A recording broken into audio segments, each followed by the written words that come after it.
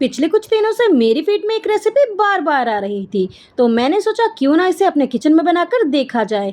लेकिन इसे बनाने से पहले मेरे मन में एक सवाल था, क्या सच में गुलाब जामुन केक का स्वाद उतना ही अच्छा होगा जितना ये देखने में लग रहा है?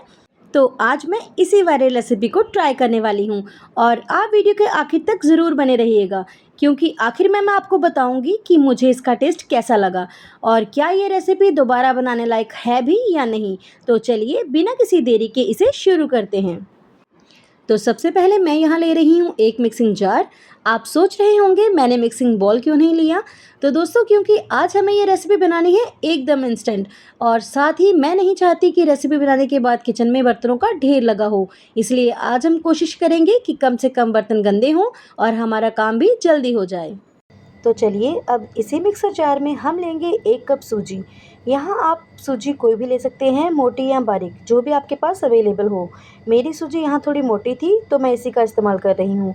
अब इसमें हम डालेंगे आधा कप चीनी। चीनी की मिठास यहाँ पे आप कम ही रखिएगा, क्योंकि ये गुलाब जामुन वाली रेसिपी है, तो इसमें बाद में हम चाशनी भी यूज़ करेंगे। अब हम इसमें डालेंगे 2 सैशे मिल्क पाउडर, मतलब कि आप 2 बड़े चम्मच मान के चलिए।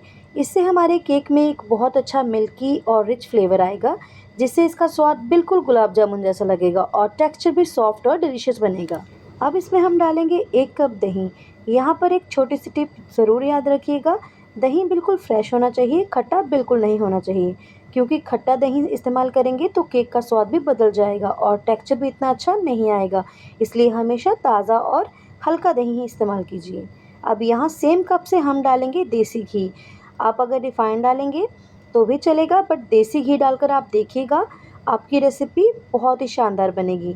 अब यहाँ मैंने लिया था आधा कप दूध, लेकिन जब मैंने रेसिपी बनाई थी तो बाद में मुझे लगा कि बैटर थोड़ा पतला है। हालांकि केक बहुत ही शानदार बना था और टेस्ट भी बहुत अच्छा था, लेकिन आपको मैं वही बताऊंगी जो मैंने एक्सपीरियंस किया है। इसलिए मैं यहाँ आपको रिकमेंड करूँगी कि आप दूध थोड़ा थोड़ा करके ही डालिए। तो चलिए अब इन सभी चीज़ों को हम अच्छे से ब्लेंड कर लेते हैं, लेकिन बस 1-2 मिनट के लिए, ज़्यादा फाइन नहीं करना है। तो लीजिए, यहाँ हमने बैटर को अच्छे से ब्लेंड कर लिया है। आप देख सकते हैं सूजी का दरदरापन जो है वो दिखाई दे रहा है। अब इस बैटर को हम कम से कम 30 मिनट के लिए रेस्ट पर रखेंगे, ताकि सूजी अच्छे से फूल जाए और बैटर की कंसिस्टेंसी भी परफेक्ट हो जाए। तब तक हम अपने गुलाब जामुन वाली चाशनी तैयार कर लेते हैं। तो यहाँ मैंने ले लिया है एक पैन। इस पैन में हम डालेंगे 1 कप जितनी चीनी और सेम कप से हम डालेंगे 1 कप पानी। अब इसी में हम डालेंगे 2 इलायची, ताकि इसमें इलायची की बहुत अच्छी खुशबू और फ्लेवर आ जाए। अब इसे हम थोड़ी देर के लिए पकने देंगे। यहाँ पर आपको एक बात का ध्यान रखना है, हमें कोई 1 तार या 2 तार वाली चाशनी नहीं चाहिए। हमें बस ऐसी चाशनी चाहिए जो हल्की सी स्टिकी हो और थोड़ी गाढ़ी हो, ताकि जब हम इसे अपने केक पर डालें तो ये अच्छी तरह अब्जॉर्ब हो जाए और गुलाब जामुन वाला फ्लेवर भी अच्छे से आए। तो चाशनी को ज़्यादा गाढ़ा नहीं करना है। बस जब आपकी चीनी अच्छी तरह डिज़ोल्व होकर चाशनी थोड़ी सी स्टिकी हो जाए, तब आपको अपनी फ्लेम को ऑफ कर देना है और इसमें डालना है थोड़ा सा लेमन जूस, ताकि हमारे शुगर सिरप में शुगर क्रिस्टल्स ना फॉर्म हों। अब मैं यहाँ ले रही हूँ हैवी बेस कढ़ाई, क्योंकि आज हम इसी में अपना केक बेक करने वाले हैं। अब इसमें डाल देते हैं हम नमक, और नमक को हम अच्छे से इवनली स्प्रेड कर लेते हैं, ताकि हीट पूरी कढ़ाई में बराबर से डिस्ट्रीब्यूट हो। अब कढ़ाई को हम ढक देंगे और इसे प्रीहीट होने के लिए कम से कम 10 से 15 मिनट तक छोड़ देंगे। तब तक हम अपना केक पैन तैयार कर लेते हैं। अब यहाँ मैंने लिया है एक केक पैन। अब इसमें मैं डाल रही हूँ थोड़ा सा ऑयल और इसे पूरे पैन में अच्छे से स्प्रेड कर लूँगी। बॉटम के साथ साथ हमें साइड्स पे भी अच्छे से लगाना है, ताकि केक कहीं भी चिपके नहीं।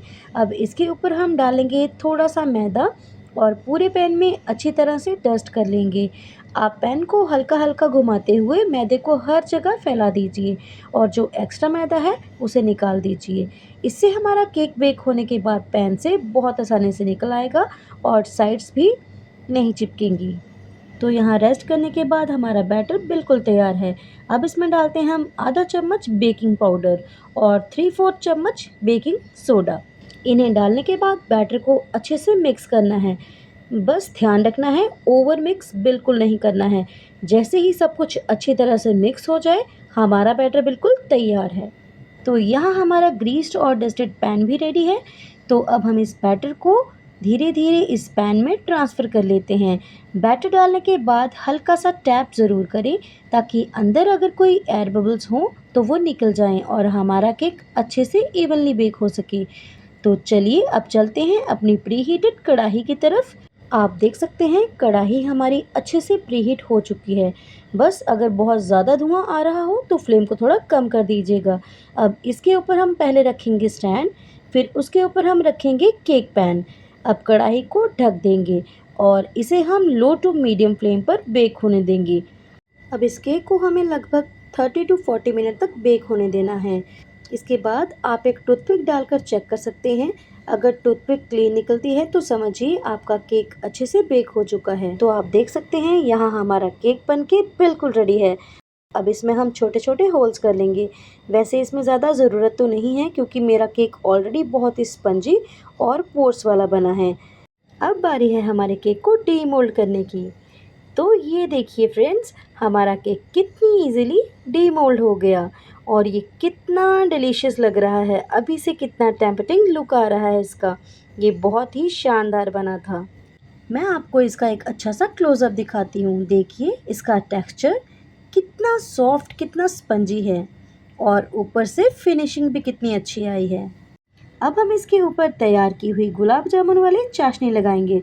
इससे ऊपर से भी इसमें गुलाब जामुन वाला फ्लेवर अच्छी तरह आएगा और केक जूसी और डिलीशियस बनेगा। अब बारी है इसे ऊपर से गार्निश करने की। इसके लिए मैं डाल रही हूँ यहाँ पे बारीक कटे हुए ड्राई फ्रूट्स, लेकिन इसे ज़्यादा डेकोरेट करने की कोई ज़रूरत नहीं है क्योंकि इस केक का सिंपल और एलिगेंट लुक ही बहुत खूबसूरत लग रहा है। तो चलिए अब इसे कट करके देखते हैं कि इसके अंदर का टेक्सचर कैसा आया है और टेस्ट में ये वायरल रेसिपी कैसी है। और ये देखिए फ्रेंड्स, अंदर से इसका टेक्सचर कितना सॉफ्ट, स्पंजी और मॉइस्ट आया है। आप क्लोज़अप में साफ देख सकते हैं कि केक कितना अच्छी तरह से बना है और सबसे अच्छी बात ये है कि चाशनी इसके अंदर तक अच्छी तरह से अब्जॉर्ब हो गई है। तो चलिए फ्रेंड्स, इस खूबसूरत गुलाब जामुन केक को मैं स्क्वायर पीसेस में कट करके आपको सर्विंग ट्रे में सर्व करके दिखाती हूँ।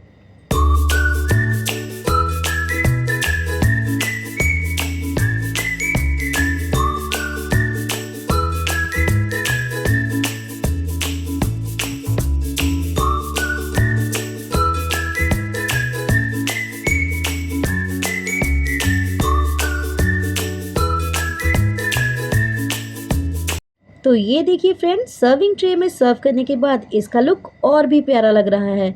ऊपर से ड्राई फ्रूट्स की गार्निश और ये सॉफ्ट टेक्सचर एकदम फेस्टिव फील दे रहा है।